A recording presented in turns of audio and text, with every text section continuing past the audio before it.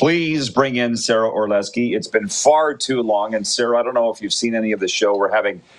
With Hurricane Milton on its way, we're having some connection issues today. So I've had to go to Wi-Fi, switch to my phone. You know what it's like to have tech issues. Do you want to tell me some stories of it? Oh, I've had many tech issues that I've had to deal with over the years. Yeah, where to start with some of those ones. And there's certainly some panic. It makes me kind of hot and a little bit sweaty, Rod, just thinking about the tech issues, because I have had tech issues before on national television, and it can be a very stress-inducing thing. Not as stressful, though, obviously, in the grand scheme of things, as what you're dealing with. And thoughts to everybody that's dealing with it down in Florida. I have a sister that evacuated with her family out of Sarasota, so we've been keeping a very close eye on the weather conditions down in that state. Yeah, us too. Prayers to them for sure. But I remember watching you during COVID in your Jets TSN role, interviewing those guys fully, and their headphones weren't working, and I broke out into a sweat for you watching. So I certainly understand. Yeah. You know what I'm saying? I sort of take you back. No, 100%. Well, look, I remember doing the 2008 NHL entry draft and my microphone not working as I was going to do an interview. So you want stressful? I was new to TSN. That was my first year at TSN, and thought, oh my goodness, they're going to fire me. I'm never going to be allowed back. And then, as you mentioned, during COVID times, anytime you're dealing with anybody remotely, as you can appreciate, and anyone that's had to ever do a Zoom call or anything like that, you sometimes, there's nothing you can do about it. So Ray Ferraro and I at times would have some stressful moments where you're looking going, is he here? Can he hear me? No? Okay, what are we going to do? We're in an empty arena right now. How are we going to fill the next 5 minutes? So, yep, I think everyone's been there in some form before. Yeah, and I don't think you expected to be talking about this today. But the one thing we can agree on is that the viewers don't seem to mind. They seem to roll with it. They're really cool about it. And let's move on to the Winnipeg Jets at the Edmonton Oilers tonight. Listen, we have a lot of viewers in Winnipeg. I get this sense of like they're riddled with anxiety already. They haven't even played a game. Oh, my God. It's a big one tonight, Sara.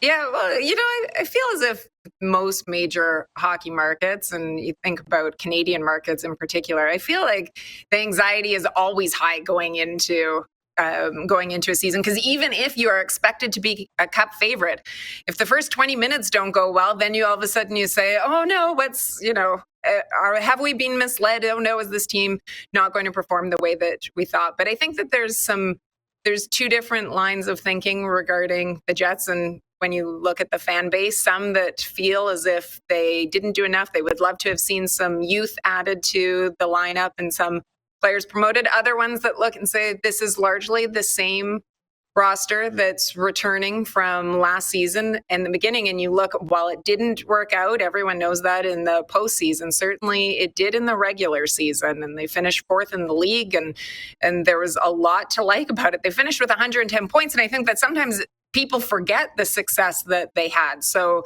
I think that there's two camps, but people are looking for a good showing, certainly tonight, to get off on the right foot against the Edmonton Oilers. Against the defending Western Conference champs, I mean, they could have drawn up a tougher. You know what? That's actually a good thing. Like what's Scott Arniel? Yeah, what's Scott Arniel saying about playing the Oilers first? I guess they'll know what they got real early. Yeah, and obviously the challenges that the Oilers possess, I mean, are very well known, but some of the hot topics surrounding the Jets after the going through training camp and then the preseason was in particular surrounding special teams. That was an area of their game in which there was a lot of attention being paid to. So you want a good test? Well, I mean, the Edmonton Oilers will certainly provide that for you both, whether it be on your power play or in particular your penalty kill. So you want to play smart tonight. You want to play clean because you don't want to give Connor McDavid and Leon Draisaitl in particular many opportunities out there. If you don't mind, I mean, I'm sitting down here in Florida. I haven't watched a lot of Jets coverage. What are the guys saying, like the Connor Hellebucks and the Mark Scheifele's, the big money guys that have not delivered? I mean, Your friend Paul Maurice down here in Florida, he was knocking on the door for years. Finally won his Stanley Cup. There's a lot of frustration there with Pomo. I mean, he finally did. What are these guys saying in Winnipeg that have been trying to climb that mountain for so long? Well, they know that that's the next step, obviously, that they need to take. And I thought that when they left their final media availability last season, that it was the first, I shouldn't say maybe, well, no, I think it's fair to say the first time that I'd really left, and I've been to all of their final media availability since the team came back that first season. I thought that maybe guys really started to get a sense of what it was going to take to get to that next level, to get over that hump. Obviously, they had the success in 2018 that everybody goes back to when they went to the conference finals before losing to Vegas, but they haven't been able to get past that first round since then. But you look at, I think, against Colorado in particular, they'd had success against them in the regular season, including late in the season.